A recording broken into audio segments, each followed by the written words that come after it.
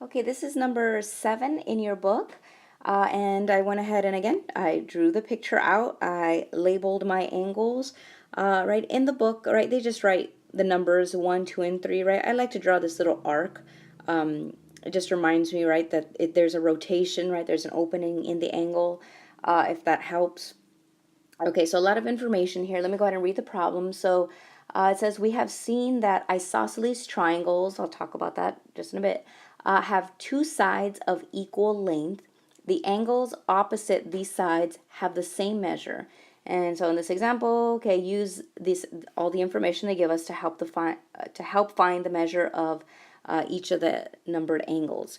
Okay, so isosceles triangles is a special type of triangle, and notice, right, our triangle is right here. An isosceles triangle, okay, has two sides of equal length. Okay, here's 1, 2, 3 sides, and notice, right, this side is 5 inches. It's not to scale, right, but they're saying this is 5 inches, so that means this is 5 inches. Okay, anytime you have a triangle and these sides are the same, then that means it's an isosceles triangle. And also, these angles, right, opposite, right, so this 5 inches, right, opposite this angle and this angle are exactly the same, or they have the same measure. So knowing that before we start the problem, we can already gather some information just by telling us it's an isosceles triangle. We know, let's see, maybe in pink, let me do 2 and 1. So the measurement of angle 1 is equal to the measurement of angle 2, right? Since we have an isosceles triangle, okay, because of the 5 inches and the 5 inches. We don't know the measurement of these angles yet. I mean, we'll determine it, but we know, I mean, to save us time, we know these are going to be exactly the same. I mean, we know one measurement of angle 1 plus 2 plus 3 is definitely going to give us 180. So let's go ahead and, again, there's a lot going on here, a lot of good vertical angles. Okay, let's start with angle 1 first. The measurement of angle 1, okay, is equal to what? Well, we know, whoops, right? Here is angle 1. So 1 plus 130, right, gives us, right, we have a straight angle, right? These are supplementary angles. So 130 plus what gives us 180.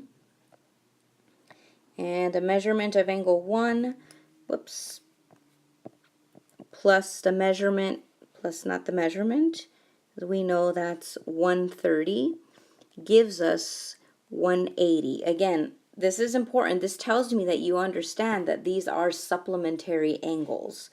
So the measurement of angle 1, right, subtract both sides by 130, and that gives us 50 degrees.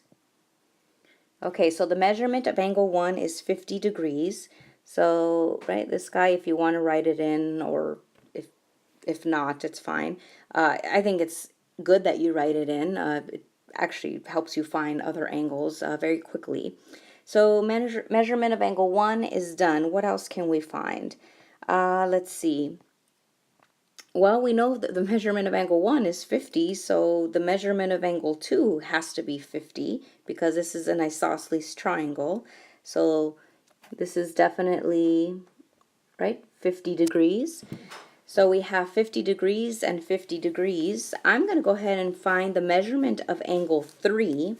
Why? Because we have measurement of angle 1 and 2. So the measurement of angle 1 plus the measurement of angle 2 plus the measurement of angle 3 should give me 180 degrees. Notice we're using this property a lot.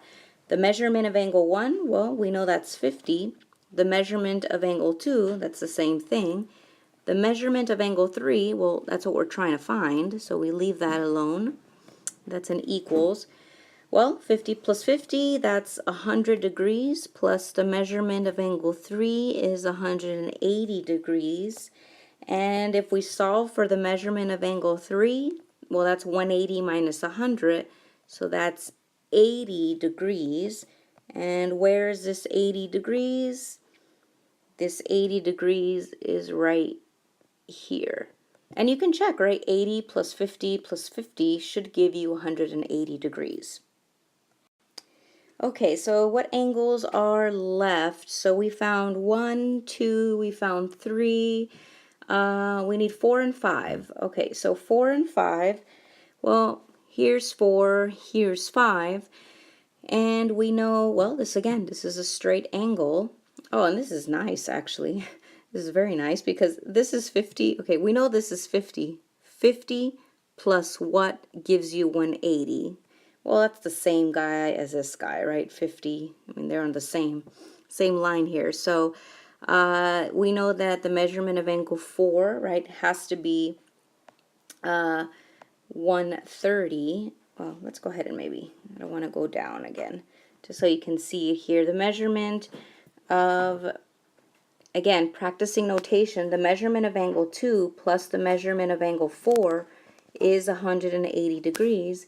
Well, the measurement of angle 2 is 50 degrees plus the measurement of angle 4 is 180, and of course, if we subtract both sides by 50, we get 130 degrees. So that is 4, and the measurement of angle 5, well, these are vertical angles, so these are exactly the same.